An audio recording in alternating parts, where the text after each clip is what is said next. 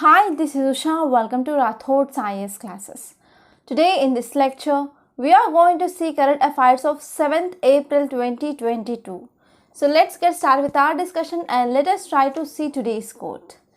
So today's quote is a motivational quote, especially to motivate you and to increase your productivity of the day. So today's quote is have faith. Have faith that the hardship will pass. Know that whatever happens does not forever define you. Okay, so the quote here is, so you need to have faith in you. So you need to have faith in hard work that you are doing, and you have to know that happiness does not always that is what is happening around us will not defines you. Okay, so sometimes you may get failure in this UPSC preparation, but it is not final.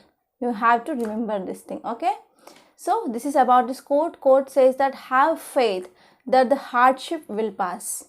So you need to have faith that hardship will pass, and know that whatever happens does not forever defines you.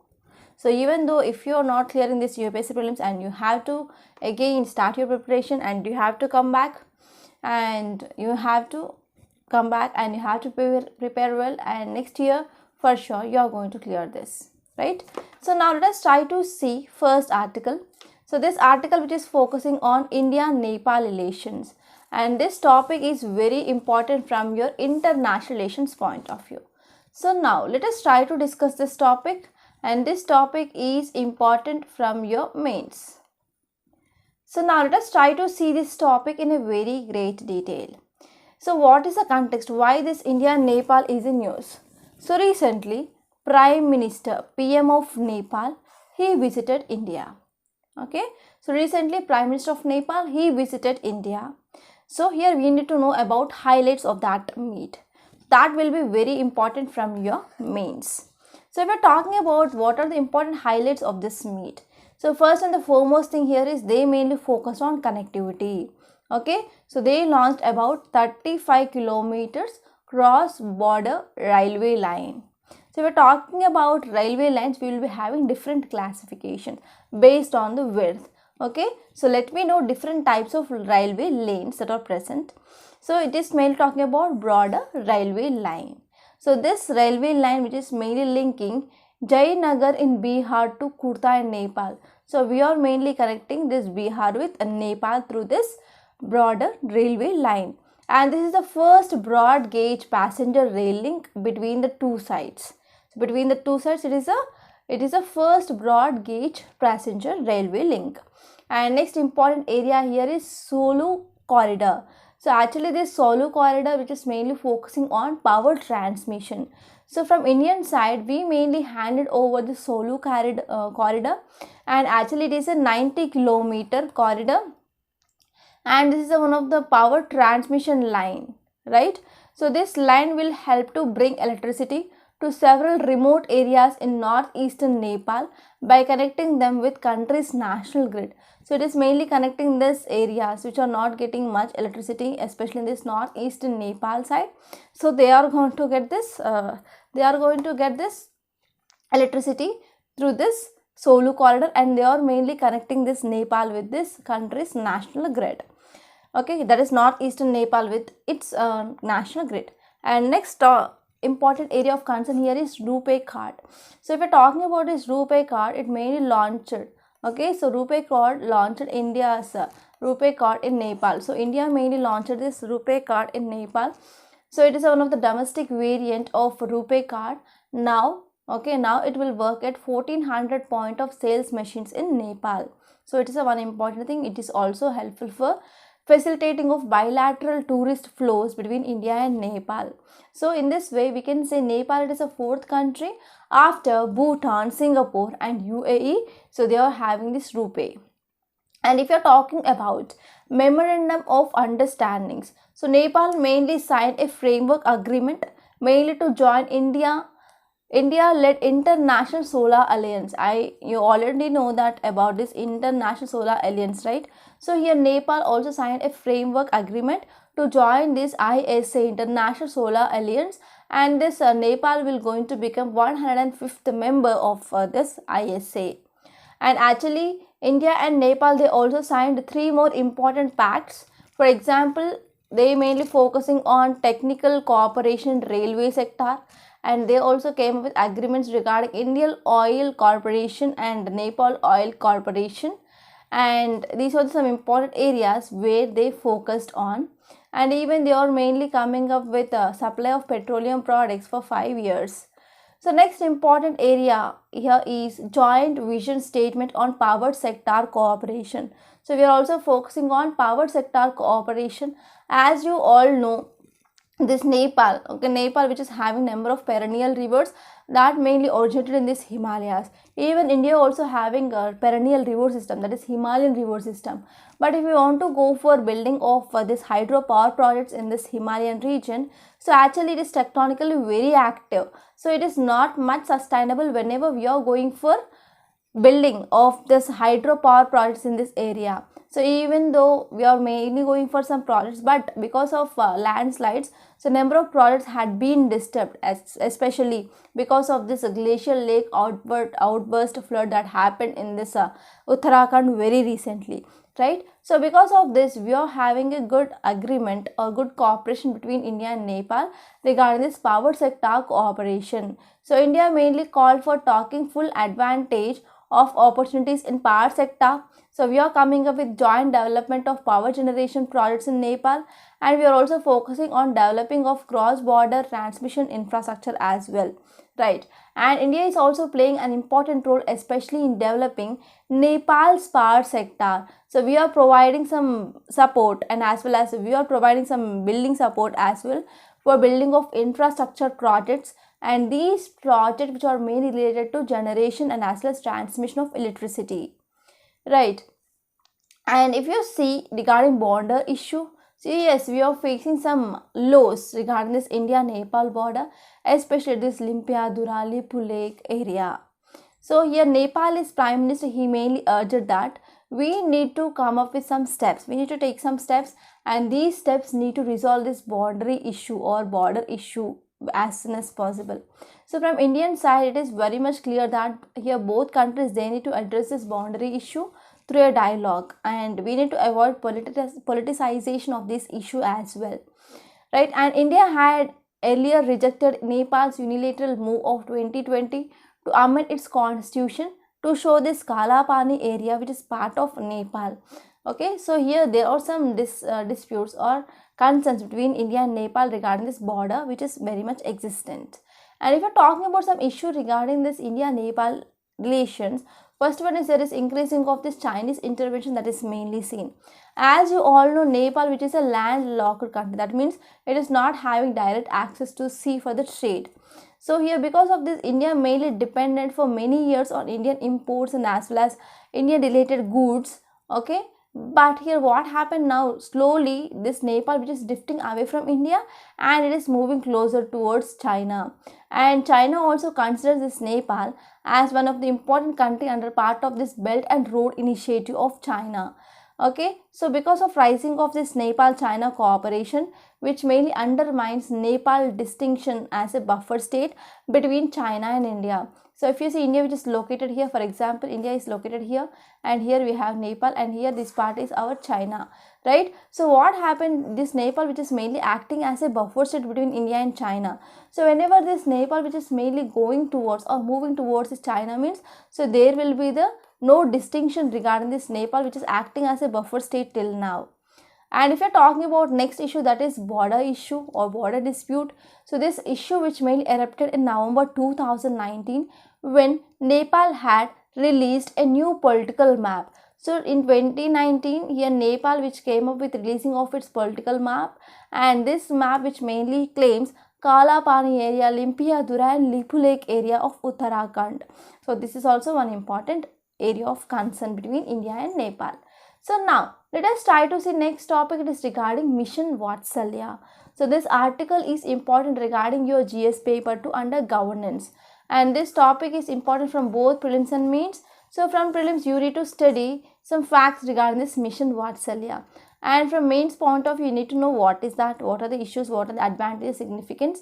So this will be important from your mains point of view. So overall this article is important from your GS paper 2 under your governance part, right? And if you're talking about why this mission Vatsalya in use, so first let us try to see some context. So if you see context, it mainly says that, so whichever the schemes which are mainly designed by our government, so they are mainly focusing on social good. Okay, so here that should be helpful for larger society, larger public welfare, right? But whatever the success that you are expecting from this so and so schemes, that mainly depends upon whether it is mainly built on the principles of sustainability or not, or whether it is properly implemented or not, whether there is accountability is there or not. So these are some important factors on which the success of any scheme which mainly depends upon. So if you're talking about this mission Vatsalya, so which has been operationalized in one of the new triad of schemes along Mission Shakti, okay, and as well as mission portion 2.0. Actually this mission Vatsalya, which is mainly focusing on securing a healthy and as well as happy childhood for every child. So for every child they are mainly focusing on securing health and as well as happy childhood. And if you're talking about components under this mission Vatsalya, they include statutory bodies, they include service delivery structures, institutional care or services, non-institutional community-based care. So it's also focusing on community-based care, and it's also focusing on emergency outreach services. It is also focusing on training and as well as capacity building. So these are some important components: statutory bodies, service delivery, institutional care, and we can talk about emergency and even training and capacity building. So these are some important components of this mission Vatsalya. So the impact of this on one of the pillars of India's child protection services, and it is also focusing on even child protection services. So for that, here government came up with a helpline number, that is 1098. So 1098, it is a helpline number, and it is a 24-hour toll-free number, toll-free helpline number for children who are in distress. So children who are in distress, they can call to this number, and it is a 24-hour toll-free helpline number. Okay, and it is mainly come up by Home Ministry. Okay, and which mainly runs under this mission Vatsalya. So this child line which has been in operation for over 25 years. So because of this, it became one of the growing network, okay, growing large global network, and this network which is mainly focusing on assisting and to rescue children who are in distress. And actually this number, which is also functioned as a public-private partnership between government and as well as civil society, and they are mainly providing some first responder safety net, and this process will be helpful for rescuing and as well as rehabilitation of children. So apart from that, actually this is one of the roadmap. Okay, so this mission Vatsalya, which is one of the roadmap to implement the scheme, actually it is not yet available, but here whenever we want to make any scheme success, so we need to focus on implementation, we need to focus on accountability, so whether proper plan is present or not. So this is about this topic. And now let us try to see next topic. It is regarding reorganizing Andhra Pradesh districts to match Lok Sabha constituencies. So this article, which is mainly talking about reorganizing of districts in state of Andhra Pradesh. So if we're talking about context, it mainly says that Andhra Pradesh Chief Minister inaugurated 13 new districts. So AP Chief Minister, he inaugurated 13 new districts, and the important objective here, it is to make administration at a people's doorsteps, to make administration people doorsteps. And actually why he came up with this move, because in 2019 election campaigning, so he mainly promised that if he elected to power, so his government, it is going to recreate new districts based on parliamentary constituencies in the states. Okay, so because of this, he mainly came with inauguration of this 13 new districts in state of Andhra Pradesh. So if we're talking about some details, it mainly says that the important primary objective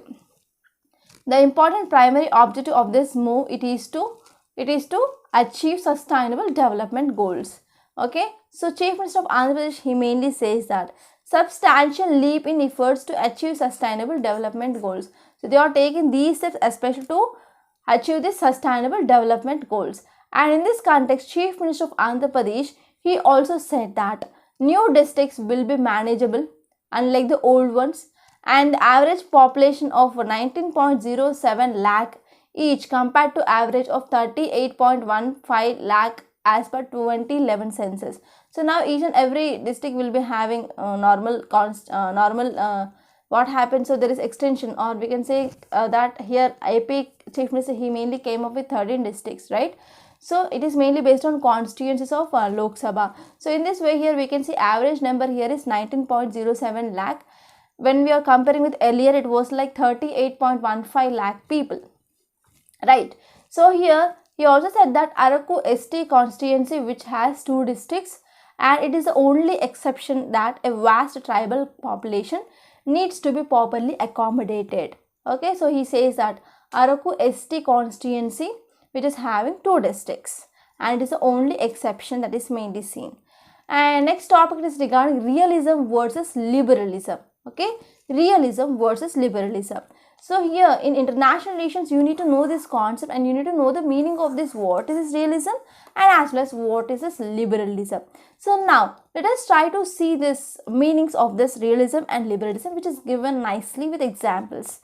So this topic is important from your international relations, which mainly comes under GS paper 2. So if you see context, it mainly says that Russia's invasion of Ukraine has rekindled the realism versus liberalism debate in international relations. So Russia's invasion of Ukraine, so because of this Russia which mainly invaded Ukraine, so because of this now realism and as well as idealism, they are in debate in international relations. Okay, so here if you are talking about some ideology between this realism or realist and as well as this liberals, that will be different. So liberals in general, they will call it as a war, okay, and attack by this Russia on this Ukraine. So liberals says that this is attack of authoritarian Russia on this democratic Ukraine. So realist mainly says that so the war was culmination of post-Cold War power games in Europe. So it is like a post-Cold War power games that is mainly happening in Europe. So this is a thing which mainly said by this realist. So if you see details, it mainly says that so proponents of liberalism emphasize on internal characteristics of states, which they argue impact of states' external policies. So what happened, the proponents, so liberalism or liberals, they mainly says that internal characteristics of states, they are having some impact on the state's external policies. So whatever the thing which is happening internally in a state, so that will be having some impact on external policies of the states. That means the relationship with the other countries. So if there is a proper stable government that is present in the state, okay, then what happened, it will be having a good relation with other countries. But internally, if there is any disturbance that is seen, so this is having some impact external policies as well. Okay, so within this liberal framework, there are 3 different things which are mainly interconnected theoretical approaches. So first one is economic interdependence, whether it is depending on other countries or not economically, and it is we need to also see on democratic peace, whether the peace which is mainly existed in the country or not, and international institutions which are present in the country, whether they are working well or not. So these are the 3 important theoretical approaches we need to think about this liberal framework. And if you're talking about this realist, they mainly says that nation states they are the primary actors in the world. Okay, so the supreme authority, they will be focusing on the maintaining of order here. So what happens here, this realists, they mainly consider this nation states as the primary actors in the world, so which are basically an anarchic place with no supreme authority to maintain order. Okay, so what happens, so these realist people, they will be says that nation states are the primary actors in the world. Okay, so here what happened, there are 3 main streams of this realist theory, that is human nature realism, defensive realism, and as well as offensive realism. So here realist says that here nation states, they are some of the primary actors in the world. So both these theories, they try to understand the behavior of the states, especially the great powers, from the different perspectives, right? And now let us try to say next topic, it is regarding global warming behind record March heat. So there is a very high temperature that is seen in the month of March. Yesterday actually we went outside, but I thought that tomorrow I am not going to record the video because of I will be attacked with the sunstroke for sure. So yesterday we went out at I think 10 o'clock outside our office, and we reached by 5:30 to 6. But between this time, so we had experienced a severe heat. Okay, and I thought that I won't, as tomorrow I won't, compulsorily I won't going to record this video because it will be having some negative impact on my health. But finally I'm fine because of taking some precautions, and now I'm here, I'm recording the video in the studio. So if you see, the title says that global warming behind record March heat. So there is a very high temperature that is seen in the March. And now let us try to see here. Actually here this article says that because of this high heat, so who can we blame? So we can blame this global warming, but because of this high heat in this month of March. So this article is important regarding GS paper 3 under environment and ecology, and this topic is very important as well. So if you see context, it mainly says that with India having recorded the hottest March. So here the record here is, so this March is a very hottest, and when we are comparing with last 121 years. So here we can blame this global warming for this high temperature in this month of March. So if you see some details, it mainly says that one of the reasons for the rise in temperature and increase in heat waves is global warming. So global warming, it is one of the important reason for the rise in temperature and as well as increase in the heat waves. They are also associated with increase in the greenhouse gases in the atmosphere. So because of increasing of this greenhouse gas in atmosphere and because of this global warming, we can see there is increasing of temperature, and the global average temperature which has risen by around 1 degree centigrade since pre-industrial times. So since pre-industrial times, there is increasing of about 1 degree centigrade of global. I am not talking about at present temperature, it is a global average temperature. And we can see there is increasing rate of this warming, okay, increasing rate of this global warming that is mainly seen. So this is one of the important reason for the increasing of temperature, and we can see because of some human activities that is mainly leading to increasing of this global warming. So an average of 33.1 degrees, the median maximum temperature of March was at all-time high. So now in this March we can see there is 1.8 degrees of above normal temperature that is mainly seen in this period, especially when we are comparing with the reference period that is 1981 to 2000. So now we have 1.8 degrees centigrade high temperature. So the temperature over 4 to 6 degrees Celsius of the usual historical maximum that is mainly experienced over many parts of the country, especially in India. So there are many areas which are mainly experiencing more than 4 to 8 degrees centigrade of temperature that we can see in this month.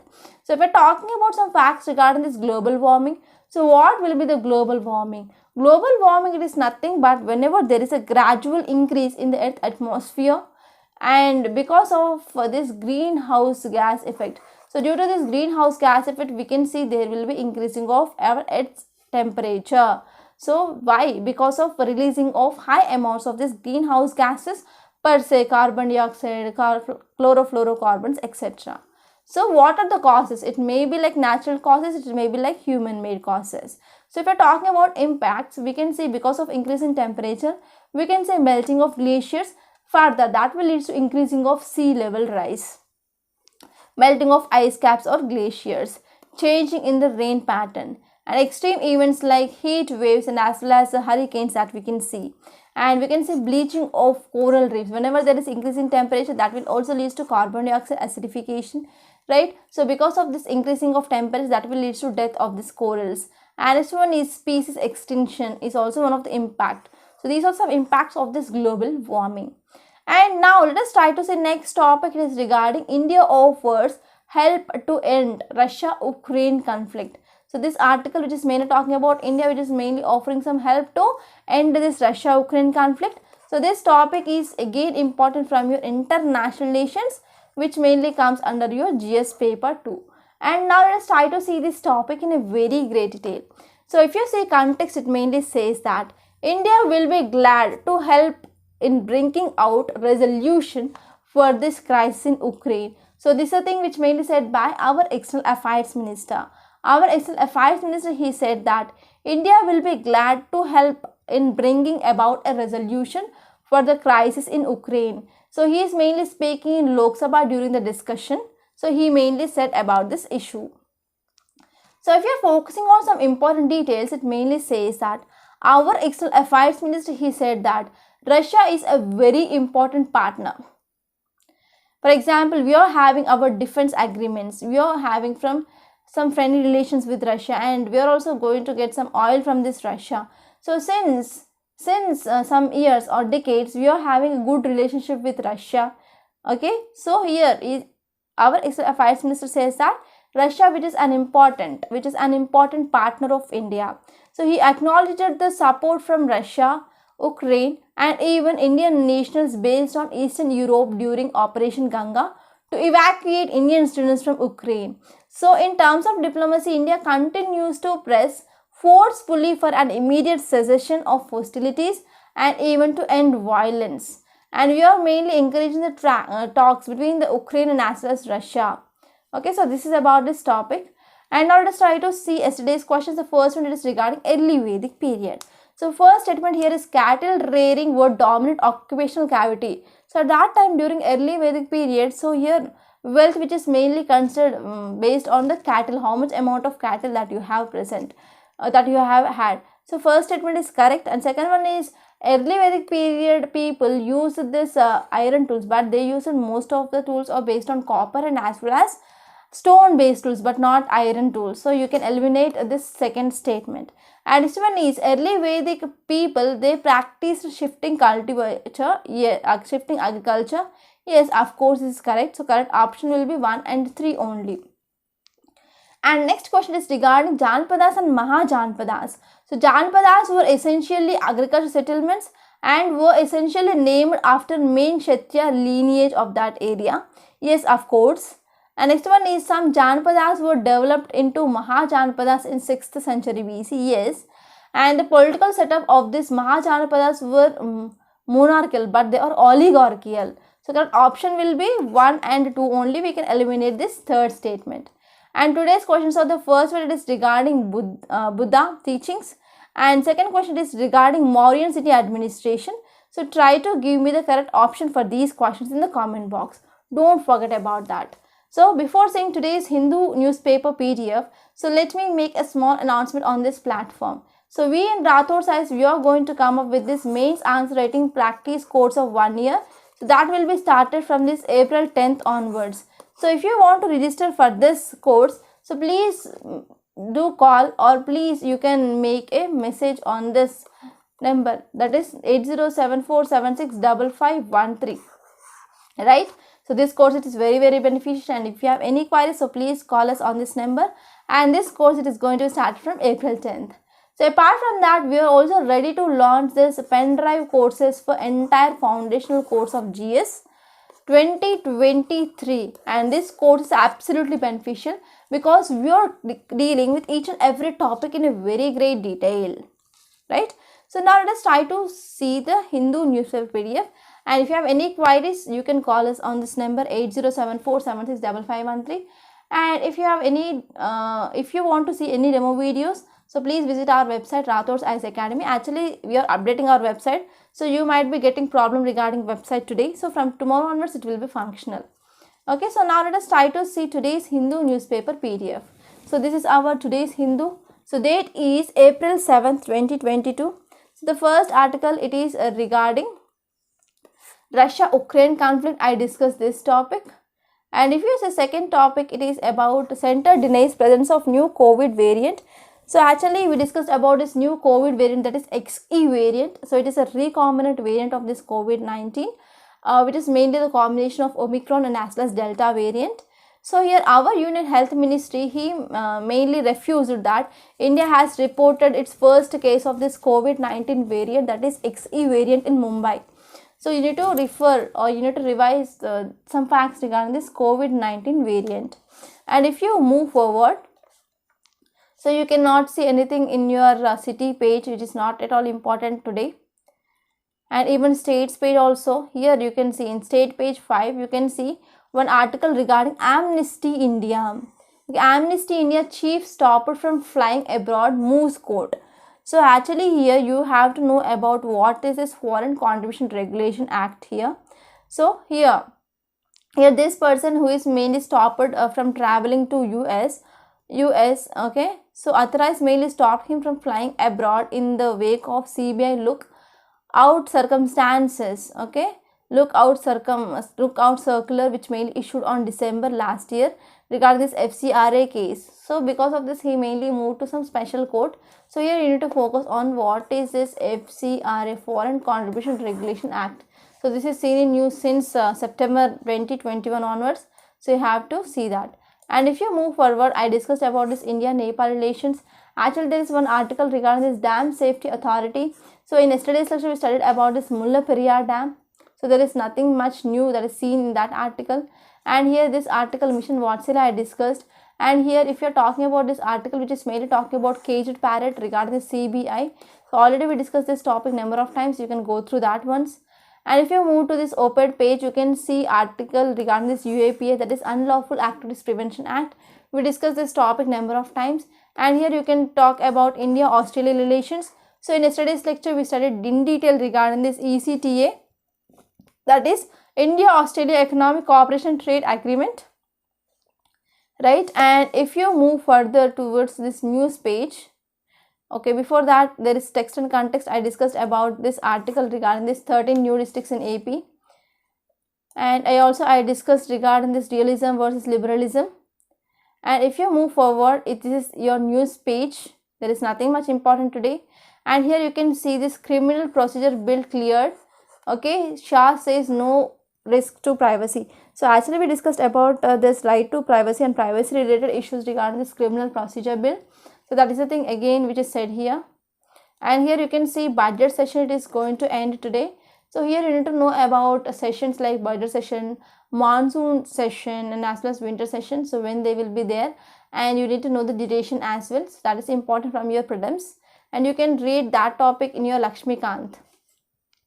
And here I discussed regarding this global warming article. And stand on Ukraine, government planning diplomatic outreach. That is India want to come up with some solution to resolve this issue between Russia and as well as Ukraine, that we discussed. And if you move further in world page, you can see US announces more sanctions on Russia. Okay, already US and as well as European Union, they imposed number of sanctions on Russia. And this article says that further they increased the sanctions on Russia. And if you move further in this business page, you can see one article regarding this ADB, that is Asian Development Bank. So Asian Development Bank, which mainly projects India's financial year growth at 7.5%. So actually here Asian Development Bank, which mainly forecast our India's GDP growth, that will be going to moderate to 7.5% in year 2022 to 2023. And actually it estimated that 8.9% will be there in 2021 to 2022. And because of some issues, because of increasing of oil prices, because of increasing of inflation that is seen in India, and even there is decreasing of investment, and we can see because of COVID-19 also we can see some impact. So because of all these things, here ADP, which mainly projected India's financial year growth at 7.5%, right? So this is about this topic, and these are some important articles that appear in this today's Hindu newspaper. So I hope you enjoyed this lecture. Please subscribe to Rathod's IAS Academy and don't forget to like, share and comment my videos. Thank you so much.